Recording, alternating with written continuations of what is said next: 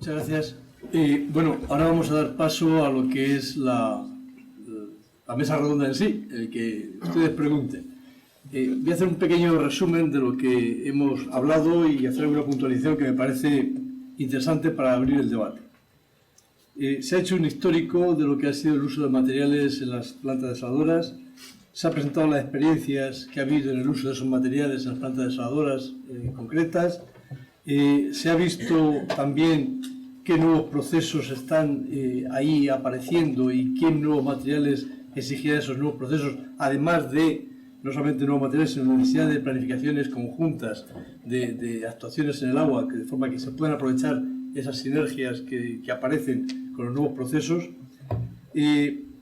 Se ha hablado de la lista de vendedores, cosa muy importante porque yo creo que, sobre todo de la experiencia española, se ha logrado transmitir, ha sido un toma y daca entre los suministradores de equipos y los ingenierías y constructores, de forma que los propios fabricantes de equipos han ido modificando y adaptando esos equipos a las necesidades que tenía la planta desaladora, de forma que si ahora aparecen gente que no estaban en esa línea, nos encontraremos con equipos que no están perfectamente adaptados a nuestras necesidades. Yo creo que ahí sí que hay que hacer una labor también educativa y como tú decías, convencer a los clientes finales de que cuando vamos con una lista de vendedores no es que sea gratuita, sino que tiene un porqué, que ahí se ha hecho ingeniería también de ese tipo de trabajo y de compra de equipos. Se está haciendo ingeniería ahí. Y por último, las repercusiones de las bajas. Evidentemente, yo soy de los que opina, tal vez un poco jocosamente, que la ley de contrato del Estado ha sido la mejor defensa de la industria nacional, porque aquí no había forma de que entrase ningún europeo porque no se atrevía con esa ley de contrato del Estado, lo cual nos ha venido muy bien. Pero creo que efectivamente se ha hecho un uso abusivo y estamos llegando a situaciones un poco extrañas, como ha preguntado Carlos Madrid, y yo querría hacer una puntualización porque lo he vivido, es decir, y me parece que es importante, muy importante para el sector, por lo menos yo, es mi opinión, y es que no ha sido ni una ni dos, ha sido en varios países y varias administraciones las que me han dicho: de los españoles no nos podemos fiar, cuidado con esto. ¿Y por qué ha sido? Porque hemos seguido, ha habido empresas, no todas, cierto, pero ha habido empresas que en el exterior han aplicado las mismas técnicas que aplican en el interior, y no vale, porque fuera no hay modificados, no hay complementarios y no hay liquidación. Fuera no rige la ley de contrato del Estado. Entonces, hay grandes peleas y grandes líos con los clientes finales cuando alguien intenta modificarle el proyecto para que en vez de hacerlo cuadrado, hacerlo redondo, porque de esa forma le cambio precios sanitarios y no sé qué. No funciona. No funciona. Y nos podemos cargar la gallina de los huevos de oro y en la imagen que tenemos de buenas empresas en desalación por estos motivos. Creo que es una reflexión que deberíamos hacernos todos, ¿eh? Y yo lo transmito porque ya os digo que no ha sido una ni dos veces. Y creo que podemos tener un problema de imagen en España, ¿eh? Y sin más, son ustedes los que tienen la palabra. Sí, por favor. No.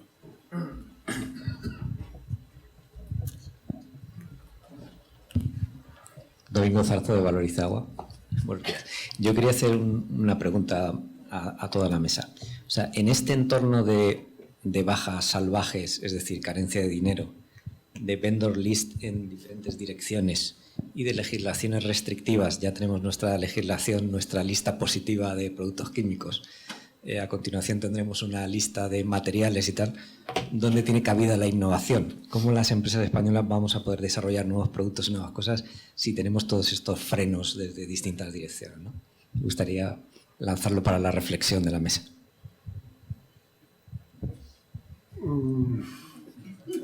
Yo creo, Domingo, que tiene cabida en los proyectos internacionales donde se valore la capacidad técnica de la empresa y las soluciones innovadoras.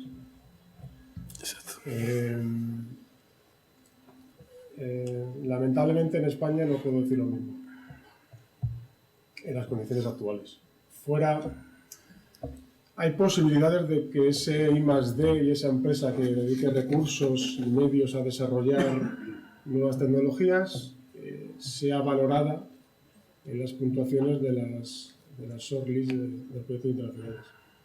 Si no continuamos haciendo, yo que estoy muy cañero hoy, si no continuamos haciendo, exportando el modelo español fuera, que es lo que decía, estamos en la evolución de los proyectos internacionales en licitaciones, nos estamos acercando al modelo español, porque además somos los españoles los que estamos allí, muchos de nosotros, y estamos asumiendo riesgos que no tienen en cuenta valga la redundancia, el riesgo país para ganar concursos que es difícil defender también, con lo cual eso es un poco la atención.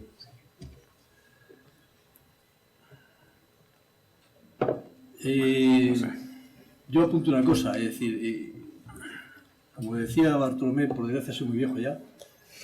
No, perdón. Y lo que sí sé es que en este campo de la salvación España ha hecho, es decir, se han hecho grandes esfuerzos en investigación y se ha avanzado muchísimo. Yo empecé en el año 75 hasta ahora, no tiene nada que ver lo que hacíamos entonces o lo que hacemos ahora. Y ha sido un esfuerzo conjunto.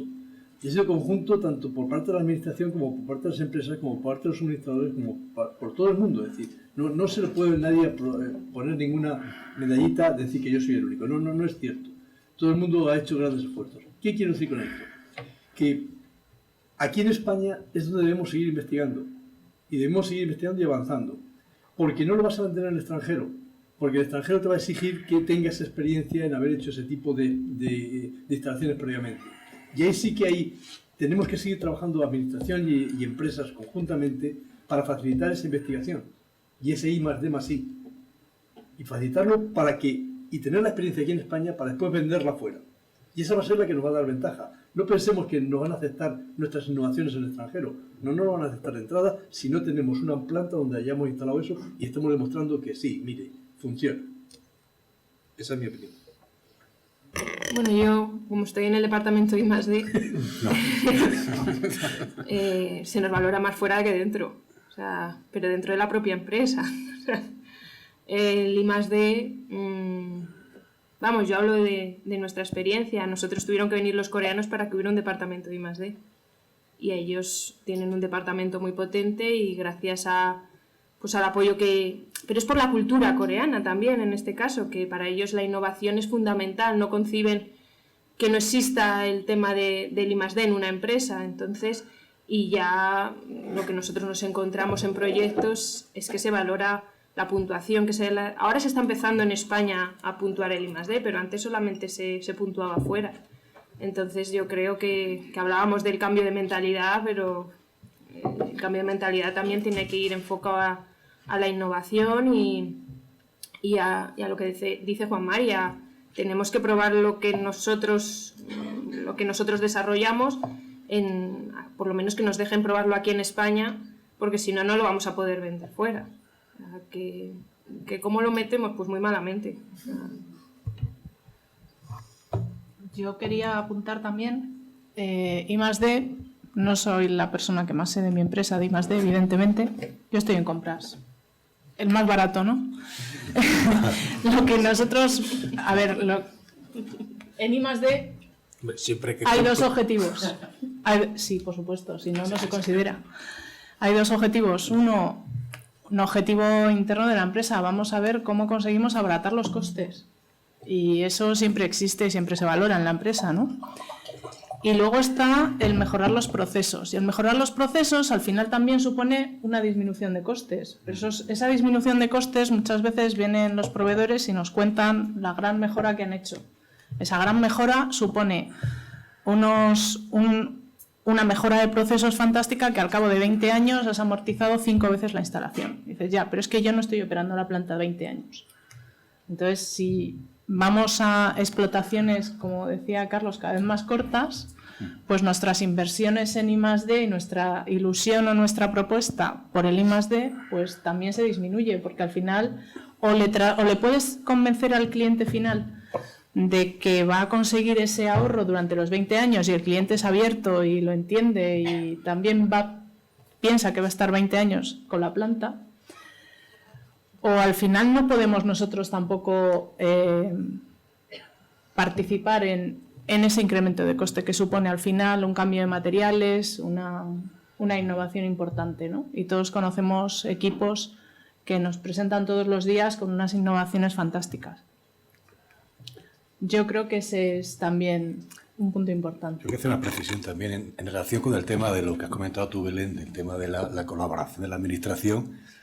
Yo creo que es un poco injusta, porque nosotros de alguna manera participamos con vosotros en lo que es el tema de la... Pero sois los o sea, que de cierta manera, cuando se nos ha pedido colaboración, hemos participado pues, en diversos estudios relacionados con el tema ese. Sí, eso por supuesto. Y con respecto al otro tema, al revés, lo que he dicho yo, que hemos partido de contratos de explotación que han sido cortos, intentando ver exactamente cuáles eran las variables que influían en el contrato para posteriormente ya ir a contratos más largos en la que ya puedas tener en cuenta otro tipo de circunstancias que te permitan ya pues el evaluar con mayor criterio lo que es la explotación. Claro, para O sea, vosotros... Sí, yo en los procedimientos lo he entendido perfectamente. Ahora, Sí. Cuando se trata de hacer una gran inversión y de multiplicar hasta por 5 el coste de un equipo a la hora de hacer la instalación, tienes que tener en cuenta que necesitas una explotación mínima de 10 años, de 20 años. En los proyectos en los que estamos yendo en internacional, en alguno de ellos, muy grande, pues sí que nos hemos planteado bastantes innovaciones porque tenemos explotaciones en alguno de ellos de 20 años, en otros de 7, de 10. En los nuestros tenemos 2 concesiones, las 2 concesiones son de 15 años, Sí, con lo cual lo sé. tienen plazo suficiente No como sé, para pero poder... no estoy particularizando en el timing. No, vamos a ir, no, ya lo sé, pero te quiero decir que ese tipo de situaciones existen. Lo que pasa es que cuando ya tienes una planta en propiedad, entonces el régimen de cómo tienes que enfocar lo que es la explotación difiere. O sea, tienes que adaptarlo tú a las circunstancias que te tocan en cada momento. Entonces, prefiero empezar por plazos más cortos para posteriormente ya, una vez conocido cómo funciona, ir ya a contratos de más larga duración, porque significa un beneficio tanto para el adjudicatario como para lo que es la administración. En cuanto a los otros sistemas, las concesiones permiten ese tipo de juego en el que se pueden probar distintos sistemas de alguna manera pues para ver exactamente las ventajas de lo que es el tema. Entonces, pues la verdad que explotación de concesiones a largo plazo en la península me parece que somos los únicos o prácticamente de los pocos que lo estamos haciendo. Antonio. José Antonio Medina, de Mete Salvación. Yo quería añadir algunos comentarios, ¿no? Respecto al tema de nuevos materiales, mejoras de eficiencias, todo ese tipo de cosas. Yo creo que ha habido una serie de condicionantes dentro de España, ¿no? Y esos condicionantes han venido como consecuencia de la rigidez en los contratos. Esa rigidez es cierto que se admitían en muchos casos modificados, reformados, etcétera, pero eso ha ido cambiando y sobre todo ha ido cambiando en base a lo que, digamos, la gente ajena al sector ha ido percibiendo en lo que son las adjudicaciones, ¿no? En cualquier caso, cuando hablamos de innovaciones, y en el caso de Salvación concretamente, la experiencia que tenemos todos es que desde que un proyecto se decide poner en marcha hasta, no ya que se acaba, sino hasta que se empieza a construir, pues han podido pasar 4 años o 5 años. Entonces, en esos 4 o 5 años se han podido producir innovaciones difíciles de introducir en esos contratos precisamente por la rigidez. Vosotros sabéis que en España se han adjudicado proyectos de desalación con equipos de recuperación de energía a base de bombas invertidas, cuando ya existían, cuando se adjudicaron era la solución ideal, pero en esos años se evolucionó hacia las turbinas Pelton y era imposible instalar una turbina Pelton porque no aparecía por ningún sitio en los pliegos de bases ni nada. Eso ha obligado a que se instalaran, digamos, tecnologías ya un poco obsoletas en base a esa legislación, ¿no? En otros países, aunque quizá los modificados y reformados no son tan fáciles, en cambio la innovación yo entiendo que ha sido más sencilla. Y pongo un ejemplo que conocéis todos los que estáis en la mesa, las desaladoras de Argelia. las 4 primeras desaladoras de Argelia que se adjudicaron eran con turbinas Pelton, porque no existía otra tecnología. Como tardaron 3 o 4 años, aparecieron las cámaras invertidas y las primeras desaladoras del mundo importantes a las que se le acoplaron esos sistemas fueron las desaladoras argelinas. Es decir, que aunque han sido muy rígidos en otras cosas, en los aspectos tecnológicos sí que han sido. Por otra parte, respecto a cómo está ahora mismo el tema de evaluación, que es más importante, la parte económica o la parte técnica, creo que tenemos un problema muy importante, no ya solo debido al peso que se le da a una u otra cosa, sino a lo que ha ocurrido en estos últimos años y a la percepción que se tiene por parte de la sociedad de cómo se están adjudicando los contratos.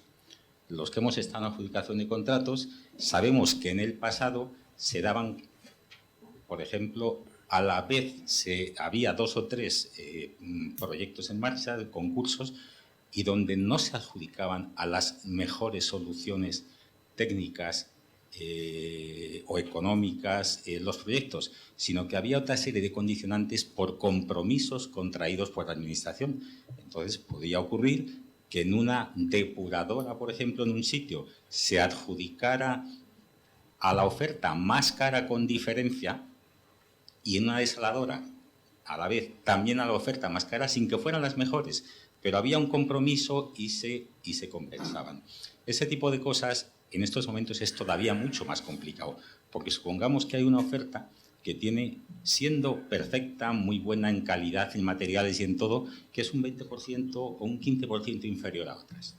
Nadie hoy día que tenga responsabilidad de adjudicar una obra es capaz de hacerlo porque lo van a acusar de connivencia con los contratistas, de corrupción, de no sé qué.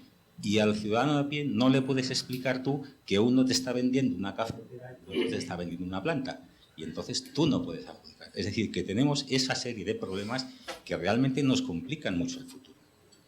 Respecto al tema exterior, como digo, creo que en cuanto a reformados y modificados hay más problemas, en cuanto a innovación tecnológica no tanto, y además ha cambiado mucho la cosa, porque vosotros os acordáis que hace 10 años, salvo en el caso de la desaladora de Antofagasta, que se presentaron 8 ofertas, 6 de ellas españolas, pues normalmente era mucho más sencillo competir fuera de España porque había 2, 3 o 4, no había más. Ahora ya eso ha cambiado, ahora hay 7, 8 o 10. Estamos en las mismas condiciones que estábamos fuera. Pero en todos estos países hay una precalificación técnica que ya te da una cierta selección de los que van a participar en cuanto a que tengan referencias, que sean capaces técnica y económicamente, y eso hace que las diferencias no sean tan grandes. Tú, Carlos, has hablado de diferencias del 29 y el 44%. Eso creo que en desalación no ocurre y desde luego internacionalmente no ocurre ni con mucho esas grandes diferencias. Entonces, todo ese tipo de cosas hay que ir aprendiéndolas y precisamente ahí sí lo que decíais por ahí, que veis más fácil la introducción de la innovación en los proyectos de fuera porque son más fáciles de entender y porque son más fáciles, digamos, de aceptar esos posibles cambios si realmente demuestras que son productivos para la planta, para el aspecto económico de la instalación, etc.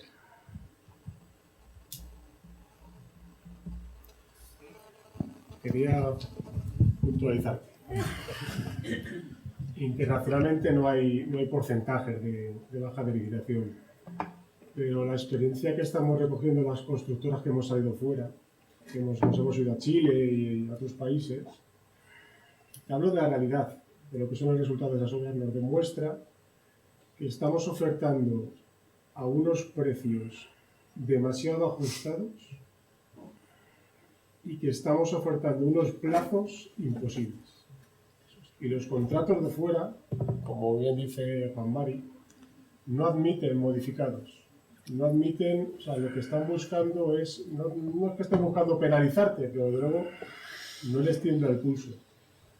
Entonces, yo creo que el mercado exterior, insisto, que efectivamente hay una criba técnica muy importante. Los que llegamos a la shortlist y tenemos esa suerte son empresas mundiales capaces de hacer esos proyectos. pero la competencia que se ha creado dentro del mercado de desalación exterior, sobre todo de desalación, es brutal. Y hacemos unas ofertas, entre comillas, temerarias. Pero yo creo que cada vez es menos temerario porque las empresas estáis sufriendo en vuestras carnes las consecuencias de eso. Claro. Vosotros os acordáis que Oriente Medio, especialmente en Arabia Saudita, hace 5 años las empresas coreanas invadieron Arabia Saudita. Incluso se habló de la filosofía y la concepción de las empresas coreanas que habían tenido un éxito impresionante. Ese éxito impresionante era en base a que competían en precios. Sin embargo, si tú analizas las condiciones de vida de Corea, te quedas un poco sorprendido porque los salarios son más elevados que aquí, el coste de vida es mucho más elevado. ¿Cómo podían llegar a eso? ¿Cuál es el resultado? Que 5 años después, salvo Dusan, Samsung ha tenido pérdidas de cientos de millones, GS ha tenido pérdidas de cientos de millones, el otro ha tenido pérdidas de cientos de millones. Entonces yo creo que eso va dando lugar a que de cara al futuro ese riesgo disminuya en el sentido de que tú no vas a tomar alegremente esa decisión, porque sabes que allí vas a tener que cumplir y poner hasta la última tuerca, y eso te va a hacer perder mucho dinero. Y eso es un poco lo que se está produciendo, creo yo, a nivel mundial. Eso es lo que estamos nosotros ahora aprendiendo también. Aquí hay un montón de compañeros de otras empresas. Yo hablo bajo la experiencia nuestra de los resultados que estamos obteniendo fuera y la evolución de esos resultados de las primeras obras en Argelia o Australia a las que hemos hecho en Chile o estamos haciendo ahora nuevamente en Australia o en Israel. Estamos viendo que hay que frenar un poco. Sin embargo, eso te puede, porque como los proyectos internacionales, la mayoría de ellos son en BOT o BOTs, cosas de esos, eso a veces te nubla un poco la vista en el sentido que tú das un precio global por metro cúbico día. Y ese precio por metro cúbico puede dar lugar a que tú intentes ahí, crees que puedes incluir ciertas cosas y sacar ciertas ventajas, ¿no? Y eso se puede volver un poco contra ti, ¿no? El caso de alguna adjudicación muy, muy notable en Argelia, donde ha habido unos precios bajos que ahora están pagando las consecuencias. No son empresas españolas, pero está ocurriendo, como sabéis, ¿no? Pues eso da lugar a que en el futuro eso pueda cambiar. Pero todavía, y en los países, llamemos emergentes, y eso hay que tener mucho cuidado, se está produciendo en estos momentos. Hay un concurso de varias desaladoras importantes en un país donde se están dando precios entre 0,6 y $1,2 por metro cúbico. En esto, hoy. Es decir, ahí pasa algo. Y la mayoría de los que ofertan, yo he visto ofertas y son razonables, pero el que pone el precio final en base al metro cúbico, ese es el que no sabe bien cómo hace las cosas y puede, digamos, inducir graves problemas a los tecnólogos que suministran la tecnología y los equipos.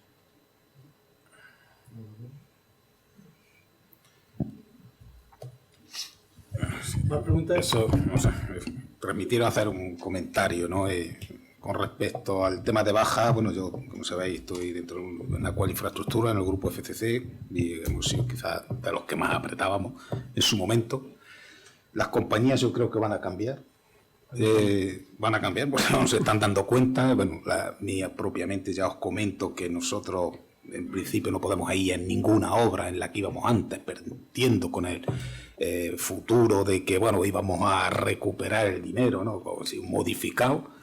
De hecho, no nos dejan concursar sin que en los papeles oficiales aparezca el concepto beneficio, que yo empecé a verlo a partir del 2010. Antes era cuál era la baja, cuál era el riesgo, perdón, el riesgo, ¿no?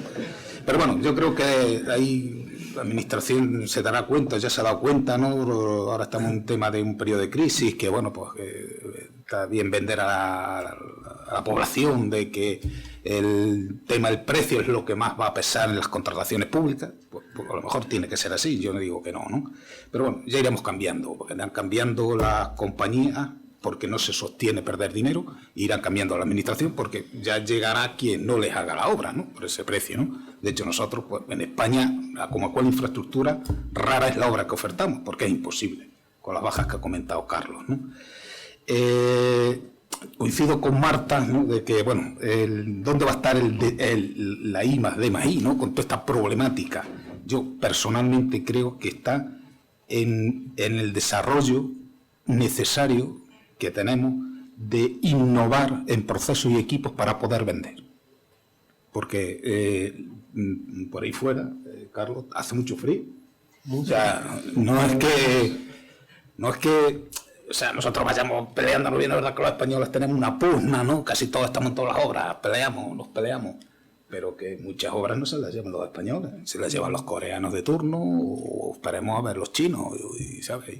Con lo cual, el mensaje que lanzo es que, bueno, un poquitín de esperanza, ¿no? Para la I+D+I, no nos queda otro remedio que es que desarrolléis equipos que nos pongan en ventaja frente a otros competidores internacionales, ¿no? Y bueno, pues eso era el matiz, o lo que quería contar y transmitirlo, ¿no? Por ejemplo, el tema de los tanques, no de plásticos, ¿no? Lo que pasa es que, bueno, como vendéis en todo el mundo, pues... No, lo que pasa es que yo diría una cosa más. Aquí, digamos, en este foro podemos todos llorar. No, sí. Pero no va a llegar más allá, porque para que eso cambie un poco haría falta la colaboración de la otra parte. La otra parte es la administración, y la administración no colabora tanto. Estamos hablando de I+D, cosas de ese tipo. ¿Cuántas empresas en España del sector de agua tienen departamentos de I+D y hacen cosas serias? 5, 6, 8. ¿Cuántas empresas participan en España en concursos? 56, 58.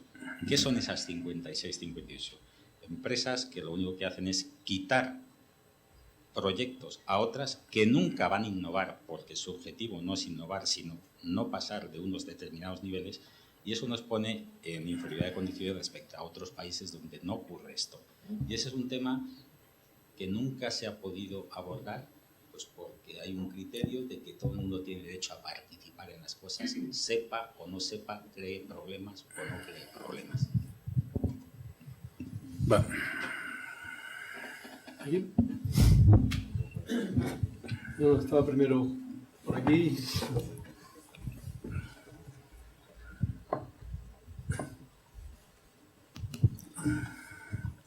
Buenos días a todos, soy Juan Miguel Herrera. Yo echo de menos un poco en todos vosotros la petición de colaboración de vuestros proveedores en el desarrollo de muchos proyectos. Creo que nos quedamos un poco atrás y creo que podemos colaborar y ayudaros mucho en muchas innovaciones en muchas plantas. Sobre todo ante la defensa directa ante vuestro cliente, más que ante vosotros mismos. Eso era el dardo que os lanzaba, ¿no? Igual es que no lo he dicho claro, ¿no? Yo creo que estamos en manos de vosotros, de los fabricantes, ¿no? De los que desarrolláis equipos, ¿no? Nosotros podremos a nivel de ingeniería desarrollar nuevos procesos, homosidirectas, pero a fin de cuentas lo que es una planta desaladora es una instalación llena de cacharros, ¿no? Y bueno, pues hay que desarrollar nuevos cacharros para que nos den pues una posición de ventaja, ¿no? Ante el frío que hace fuera, porque dentro estamos congelados. O sea, yo es que no, algún trabajillo hay, ¿no? Pero bueno, hasta hay mucha hambre. El hambre, ¿qué es las bajas? Digo, ¿por qué se hacen las bajas? Pues el hambre de las compañías, ¿no? Por vender, ¿no? Y bueno, pues como el hambre es la madre del ingenio, pues yo creo que estamos en la mejor de las posiciones, ¿no? Para desarrollar, ¿no? Sí, pero muchas veces es decir, llegamos a vosotros con una innovación y realmente el convencer al cliente de vuestro final cuesta. Realmente sería más una labor nuestra que vuestra, porque conocemos mejor nuestro producto. Es decir, yo te puedo hablar del tema de los filtros de arena. Realmente, bueno, a vosotros se os convenció, creo que casi todos, o a todos, pero realmente el paso siguiente, que es el cliente final, salvo muy contadas ocasiones, no llegamos y no podemos dar ese apoyo que nos gustaría. Es muy sencillo, si a mí el cliente final me lo va a pagar bien, si no, si es más caro, no te voy a dar ese acceso. Y sí damos ese acceso. Nosotros en compras, cuando nos viene un proveedor con una innovación y tenemos la posibilidad de hablar con nuestro departamento de explotaciones y de probar ese equipo en una de nuestras explotaciones porque el cliente nos lo permite, lo hemos hecho y luego lo hemos prescrito para otro proyecto posterior. y hemos hecho ese cambio con el cliente y nos hemos llevado al proveedor para que se lo explique al cliente. Pero cuando, por ejemplo, desde el punto de vista de compras, yo ya estoy con unas ofertas encima de la mesa, me vienes con una innovación que supone un 30% de incremento, es que no quiero que veas al cliente, dependiendo del cliente, ni en pintura, porque a lo mejor le encanta y resulta que luego le voy a decir ya, pero cuesta 30% más y me va a decir que no. Y ese 30% va contra mi resultado. Es así.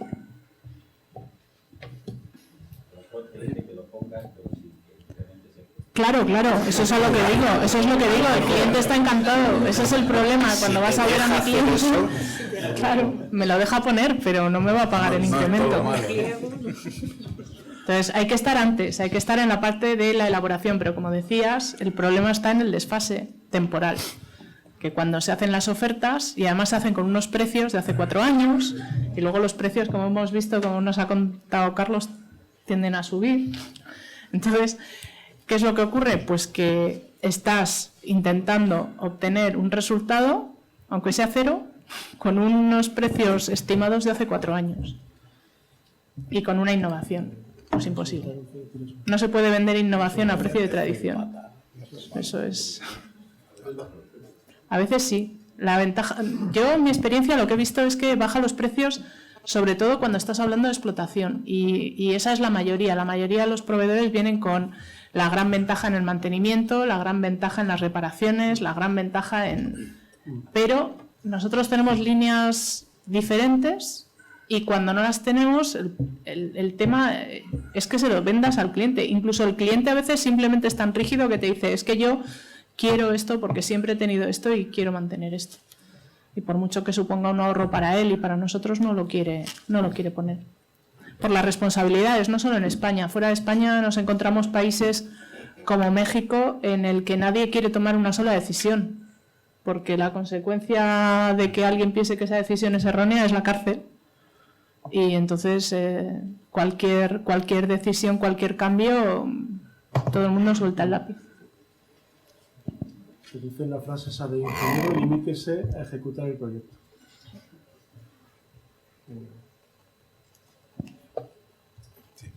Muchas veces lo que piden es una experiencia, ¿no? Y si no la tienes, pues es complicado introducir el equipo. Solo se introducen cuando ese equipo, más la osadía del contratista, es capaz de, pues de ponerlo, ¿no? La necesidad, bueno, llamémoslo osadía, ¿no? Muchas veces porque pruebas cosas que ni tú te lo crees, ¿no? Bueno, no, sí te lo crees, pero bueno, ahí está. No, es complicado, ¿no? Muchas veces hay... Lo que pasa es que nunca contamos los fracasos, ¿no? Pero hay fracasos y es un miedo, ¿no? Entonces, bueno, dice, si lo tienes probado, pues limito el riesgo al fracaso, ¿no? Pero no, eso apelo a la osadía del ingeniero, ¿no? Sí. A eso le llamamos nosotros los caminos del no. Sí. Para no decir fracaso. Ya, exactamente. No sabía. Pero, claro, en el desarrollo hay mucho de eso. Que luego los caminos del no te enseñan mucho. Te enseñan para otros productos o para otras cosas que estás haciendo. El problema es dónde aplicarlos, en dónde probar. O sea, yo, por ejemplo, para los tanques, pues tuve que firmar un contrato con un cliente privado, no público, que lo colocaba 2 primeros tanques de 500 metros cúbicos y si él, durante 2 años, pedía cambiarlos por tanques de hormigón, se lo hacía gratis. Sí. Entonces, le miré a los ojos, un sevillano, le miré a los ojos y le dije que sí. Claro, está acabado de decir. Entonces, claro, obviamente yo soy el director de mi empresa, el señor del sillón, como me has pintado, Carlos, el CEO, claro, una empresa pequeñita, una banqueta solo. Para 150 que somos, pues una banqueta. Pero vamos, afortunadamente también soy el propietario. Y claro, y hacemos muchas cosas mal, pero luego lo mejoras, lo cambias y hay un desarrollo. Normalmente lo hacemos en las empresas privadas, es donde más fácil puedes ir colocando, porque también el desarrollo... yo cuando hablabais de la longitud del tiempo de los contratos de explotación, es que eso es la Biblia. Si no hay una longitud, ¿cómo vais a poder poner sistemas eficientes? Vamos, Marta. Es de cajón. Pero ves, yo he visto en la Junta de Castilla y León, por ejemplo, que es donde más he visto como nosotros no vamos a licitación pública, vamos a través vuestro. Pero cuando ves contratos sin explotación, construcción sin explotación, o construcción con explotación de 1 año o de 6 meses, o yo he oído decir a gente de contratación pública que aquí nosotros estamos para la parte de infraestructuras, la parte de explotación es de otro departamento. Así, literalmente. Mientras que otra gente oyes cosas muy interesantes como las que nos dice usted, pero es que usted no es normal.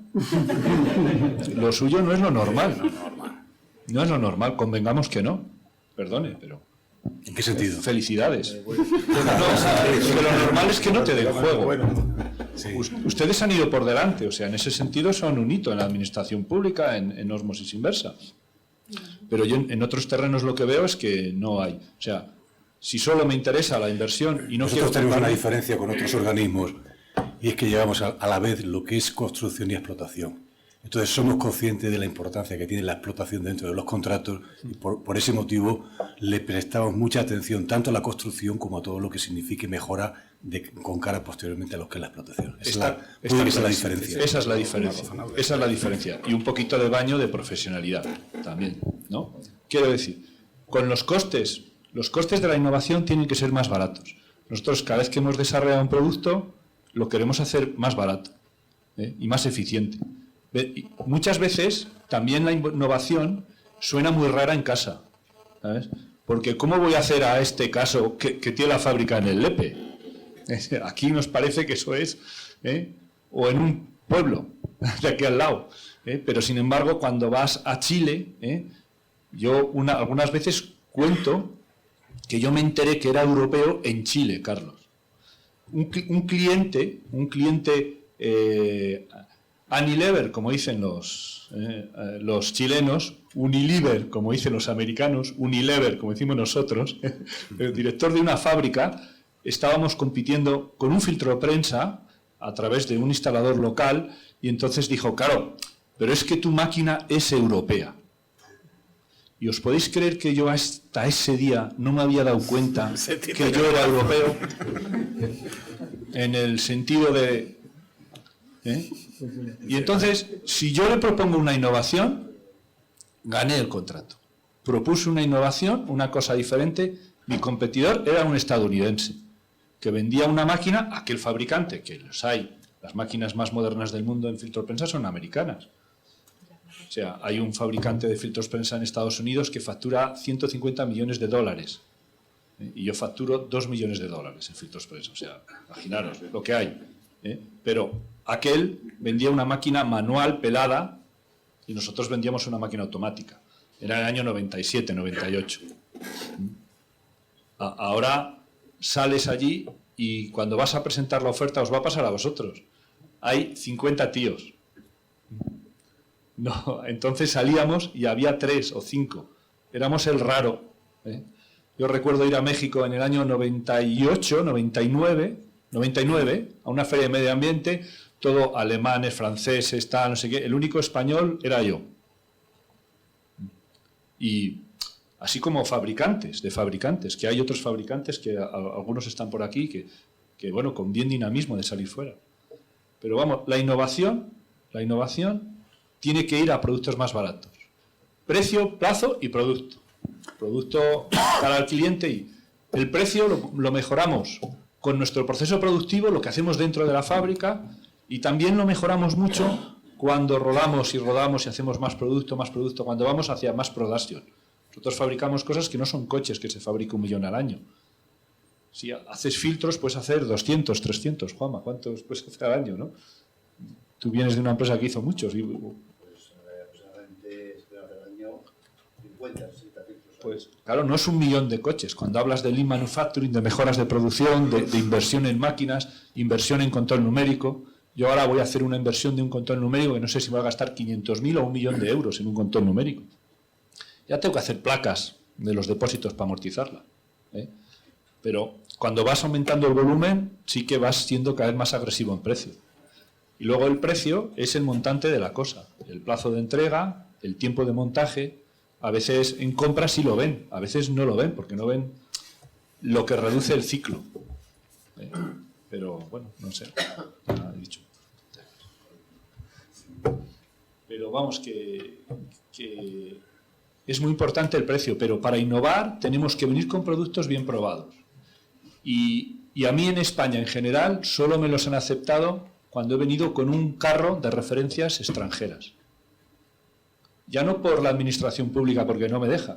Yo tengo en muchas administraciones públicas, soy de Castilla y León, y en Castilla y León, no sé si hay alguien aquí de la administración pública de Castilla y León, cuando inauguré mi fábrica pedí a la administración pública que por favor necesito un escaparate para enseñar mis cosas, que no sea la privada, que sea el público, y tengo en Canal de Isabel II, Consorcio de Aguas de Gran Bilbao, en Cataluña, y no tengo en Castilla y León escaparate. Tengo en Portugal, en obra pública. Entonces, cuando vienes de fuera desarrollamos más fácil. Sí que nos lo admiten, somos europeos. Entonces, yo creo que a vosotros os tiene que pasar lo mismo. Hay otro problema, Hay otro problema que también ha mencionado Carlos, y es el plazo. Estamos en plazos imposibles en construcción. Nos dicen, tienes que hacer una desaladora en 18 meses. Imposible, imposible, imposible. La haces. La siguiente va en 12. La siguiente va en 8. Y dices, bueno, si al final acabamos haciéndolas, o parece que las hacemos.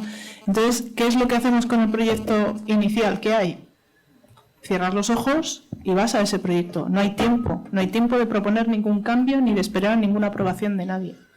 Porque con unas penalizaciones por plazo como las que se usan en el mercado internacional es imposible. Entonces tienes razón. Con respecto a que es más barato, lo dicho, puede ser más barato el producto. Cuando estamos hablando de otro tipo de innovaciones, pues de ahorro energético, pues al final haces una recuperación de esos costes con la explotación. En el caso tuyo de los tanques, pues sí, es más producto, ¿no?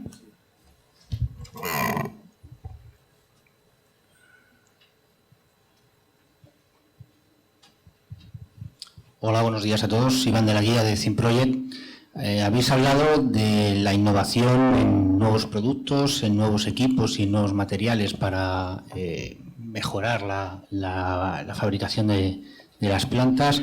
Marta ha hablado también de la mejora de los procesos productivos para abaratar el coste de los equipos y que vosotros podáis hacer ofertas más baratas o más ajustadas en precio. Y yo quería dejaros una pregunta abierta. ¿Cómo veis la innovación y la optimización de vuestros procesos internos para abaratar vuestros costes indirectos de cara a la ejecución de los proyectos? Y en base a eso, el uso de herramientas como la que os proponemos nosotros como Zinproject para ayudaros a optimizar esos procesos internos. Bueno, como sabes, la estamos utilizando. Sí, en vuestro caso particular la estáis utilizando, sí. Nosotros la estamos utilizando, ya llevamos varios años utilizando Zinproject y otras herramientas, porque también es verdad que en algún proyecto el cliente nos exige utilizar la suya, y luego tenemos también otra interna. Y en el caso concreto de compras, pues estamos también implementando una plataforma nueva que también pensamos que al final lo que hacemos es optimizar los procesos y garantizar mejor una transferencia del conocimiento entre diferentes departamentos que evite tener que estar todos perdiendo el tiempo comunicándonos y mandando correos electrónicos o haciendo llamadas. A mí me parece fantástico. Yo soy ingeniero de organización, ¿no? ¿Qué quieres que te diga? Los procesos me parece que es de las cosas que más mejoran una empresa. Sin embargo, en cuanto a abaratar costes indirectos, tampoco lo veo tan fácil, porque cada vez tenemos más requisitos, con lo cual lo único que hace es evitar que se sigan incrementando con el mismo ratio, que sigan incrementándose. Como ha dicho Carlos, los costes de estructura siguen manteniéndose, aunque tengamos una menor facturación. Y no es porque sobre nadie, al contrario, tenemos que hacer muchísimos más seguimientos y cualquier herramienta que venga nos lo facilita muchísimo más, es verdad. Es decir, no a que tengas que reducir tu estructura, porque no puedes reducirla más de lo que ya se ha reducido en estos años de crisis. Yo provengo de vuestro mundo, yo vengo del mundo de las construcciones, he estado muchos años trabajando en el grupo PVC y he visto muchos muchas ineficiencias a la hora de trabajar, es decir, con la misma estructura. Con la misma estructura que tienes en la empresa puedes trabajar de una manera más eficiente, puedes trabajar de una manera peor y perder el tiempo en realizar ciertas cosas que no tienes por qué estar haciendo, que puedes gastar mucho menos tiempo en hacerlo. A eso me refiero con el tema de innovar internamente, es decir, esos procedimientos que tengo internos de trabajo, mejorarlos para yo poder ser más eficiente a la hora de cualquier poder herramienta ejecutar un nuevo proyecto. de las que estamos hablando es fantástica porque te permite el que tú puedas gestionar tu trabajo sin tener que estar gestionando tu correo, para empezar. Porque si todo tu trabajo te entra a través del correo, entonces es un caos, porque te pones a contestar y no te organizas. Una herramienta como ThinkProject pues permite que si yo me voy a poner a revisar unas especificaciones o unas ofertas, me meto en el cajón donde están las especificaciones o las ofertas. Y están ahí, que es donde tienen que estar, no tengo que preocuparme de guardarlas, de no encontrarlas, pero aparte que puedo estar totalmente desconectado del correo electrónico durante todo ese tiempo. Si estoy gestionando esas ofertas o esas especificaciones a través del correo electrónico, para mí el problema es que me hace perder el tiempo con el correo electrónico, que te entran cada día cientos. Para empezar. Y luego tienes toda la trazabilidad, no tienes que tener a nadie haciéndote un estadillo de qué es lo que ha pasado, etcétera. Eso está claro. Eso para mí es básico.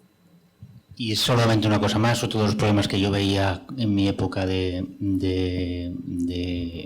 construcción es que al final acabas, en cada proyecto nuevo, acabas reventando la rueda. Y muchos proyectos puedes aprender de los problemas que has tenido en los anteriores. Y esa gestión del conocimiento es muy importante llevarla. Y muchas veces los equipos de trabajo son muy poco permeables, son bastante impermeables, y no un equipo de trabajo en Chile no le cuenta al equipo de trabajo que está en Arabia Saudí los problemas que ha tenido en su planta desaladora, y el equipo de Arabia Saudí probablemente se vaya a encontrar con los mismos problemas y va a tener que volver a inventar las mismas soluciones.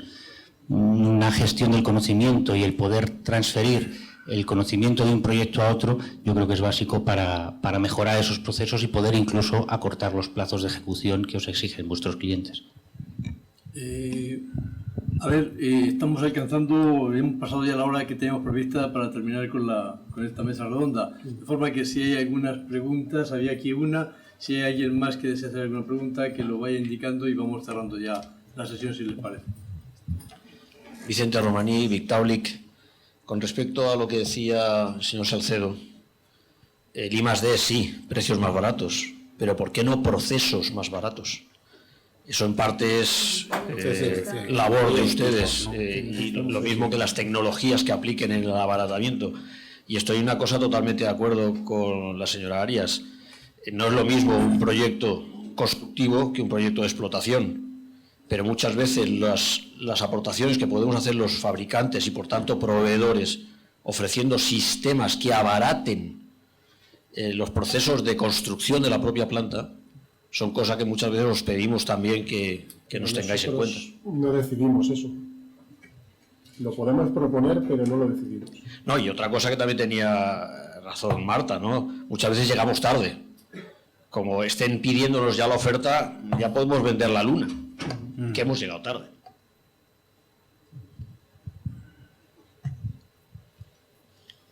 ¿Hay una pregunta más? Bueno, pues hemos terminado la mesa redonda. Yo me gustaría hablar de un tema, sobre todo para dejarle el trabajo a Domingo en Aedir, que no tiene bastante. Algo que no hemos hablado, no ha salido de la conversación, ha sido el tema de la hibernación, y me parece muy interesante, porque yo creo que una de las cosas que ha pasado cuando la desalación ha saltado desde las Islas Canarias a la península ha sido que la planta desaladora ya no es, como era entonces, la única fuente de agua disponible y posible, sino que ha pasado a ser una cosa que podemos denominar como seguro, que es lo que apuntaba don Carlos Conradi también en ese sentido. Es decir, las plantas desaladoras son un seguro de abastecimiento cuando resulta que el ciclo hidrológico venimos por la parte seca. Eso está ocurriendo en la planta de Barcelona, está ocurriendo en las plantas de Alicante, está ocurriendo en muchos sitios. Entonces sí que tenemos que pensar en esos protocolos de cómo hacer esa parada de plantas y cómo hacerlo de forma ordenada. Y yo creo que es un trabajo que vendría muy bien que Aedir... pues me alegro muchísimo. Y nada más, agradecerle su presencia y ha sido un placer estar con todos ustedes. Muchas gracias.